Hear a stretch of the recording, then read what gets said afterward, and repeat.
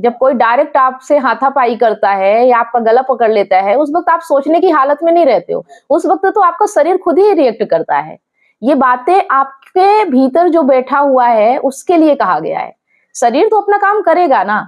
यही तो बात है कि हम बाहरी चीजों पे इस चीज को लागू कर देते हैं। भीतर से शांत रहना है, बाहर तो सब कुछ होगा, है ना। तो चलिए शुरू करते हैं, ठीक है। ये जो बातें यहाँ पे की गई है कि जो व्यक्ति मन को जीत लेता है वो संसार को जीत सकता है। जो व्यक्ति रिएक्ट नहीं करता, चाहे उसे कोई भला बुरा कहे, चाहे गालियां दे, उस पर वो कोई रिएक्ट नहीं करता, भीतर से शांत रहता है, तो वो उसको नहीं लगता, वो देने वाले के पास ही रहता है। अब इस पे अगर कोई सवाल है आपका तो आप कर सकते हैं, ठीक है।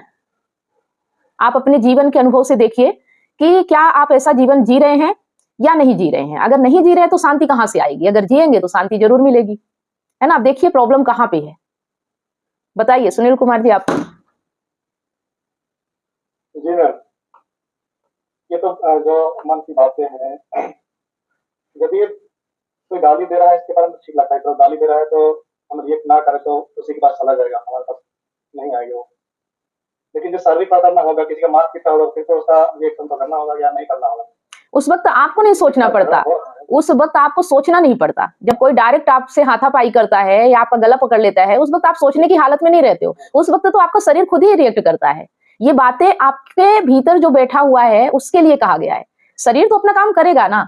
यही तो बात है कि हम बाहरी चीजों पे इस चीज को लागू कर देते हैं। भीतर से शांत रहना है, बाहर तो सब कुछ होगा, है ना। तो उसका जवाब अपने शरीर को देने दीजिए, वहां पे बुद्धि मत लगाइए, ठीक है।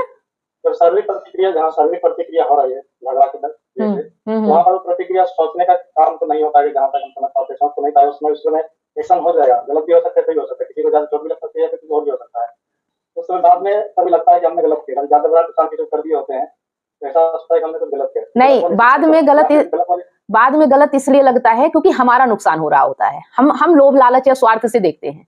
अगर हमारा कोई नुकसान ना होना तो हम नहीं सोचते कि ये गलत है कि सही है, समझ रहे हैं। कहीं ना कहीं हमारी कोई कामना, कोई लालच, कोई स्वार्थ, कोई डर ऐसा होता है जो हमें सोचने पे मजबूर करता है कि हमने कहीं गलत तो नहीं कर दिया, समझ रहे हैं।